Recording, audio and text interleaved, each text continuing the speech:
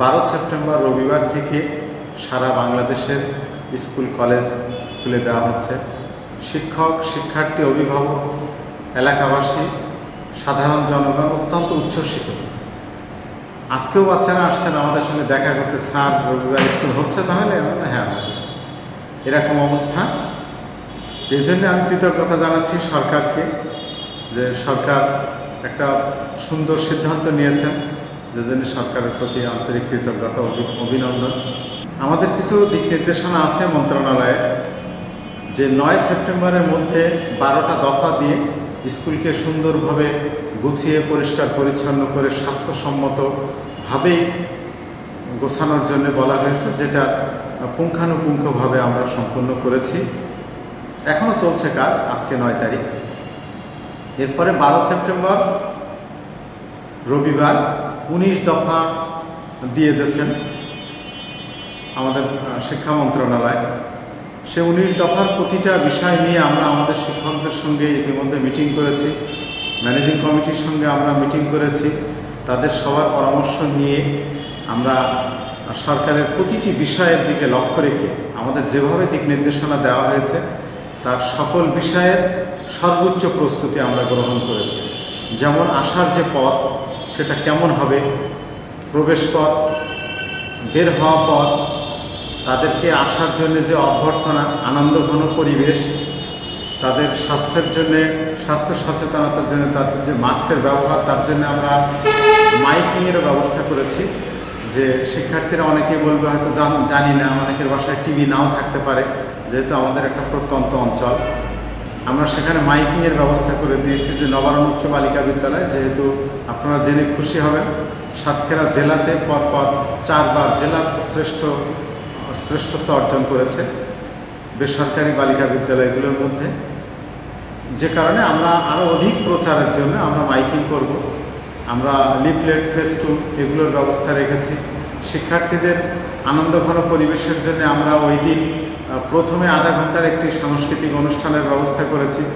সকল শিক্ষক সারিবদ্ধভাবে নিরাপদ দূরত্ব বজায় রেখে শিক্ষার্থীদেরকে অভ্যর্থনা জানাবে গেটে দাঁড়িয়ে। আমরা এই ব্যবস্থাটাও নিয়েছি। গেটের সামনে ব্যানার থাকবে, তাদের সেখানে অনেক স্বাস্থ্যবিধি মানার যে দিক নির্দেশনা সেগুলো থাকবে। তারপরে আপনার অভিভাবকদের কাছে আমরা কিছু মেসেজ দিয়েছি, যে আসার সময় সে কীভাবে আসবে। প্রথম দিন আসার পরে জানতে পারবে যে আমরা কি বলতে চাচ্ছি, সরকার আমাদেরকে কী ধরনের নির্দেশনা দিয়েছে। তার আগেই বাসা থেকে যখন বের হবে তখন অভিভাবক যেন তাদেরকে স্বাস্থ্য সচেতন করেই বাসা থেকে স্কুলে পাঠায়, আমরা সে ব্যবস্থাটাও নিয়েছি। স্কুল সম্পূর্ণ জীবাণুমুক্ত করে মাঠ পরিষ্কার, ক্লাসরুম পরিষ্কার করেছি। তারপরে যে বেঞ্চ, ওয়াশরুম, ওয়াশ ব্লক, শিক্ষার্থীদের হাত ধোয়ার জন্য যে আমাদের ওয়াশ ব্লক আছে, স্পেশালি আমাদের ব্যতিক্রম ধর্মী আয়োজন। আমাদের স্কুলে কয়েক লক্ষ টাকা খরচ করে আমাদের যে এমপি মহোদয়কে আমরা আন্তরিক অভিনন্দন জানাই। এমপি মহোদয় সহ আমাদের একটি এনজিও সংস্থা এই কাজটি করেছেন, যে কারণে শিক্ষার্থীরা আসবে উপরতলার জন্য উপরে আলাদা ওয়াশ ব্লক, নিচে যারা কাজ করবে তাদের জন্য নিচে ক্লাস করবে তাদের নিচে ওয়াশ ব্লক দেওয়া হয়েছে হাত ধোয়ার জন্য। কোন ক্লাস কোন বাথরুম ব্যবহার করবে তাদের জন্য আমাদের পর্যাপ্ত ব্যবস্থা আছে বাথরুমের।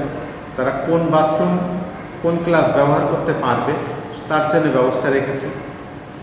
যেদিন একটি ক্লাস হবে 6-এর, সেদিনও তো ক্লাস 10 যারা এসএসসি পরীক্ষার্থী 2021 সাল তারা, এবং ক্লাস 5 আমাদের 3 থেকে ক্লাস 10 পর্যন্ত আমাদের স্কুল।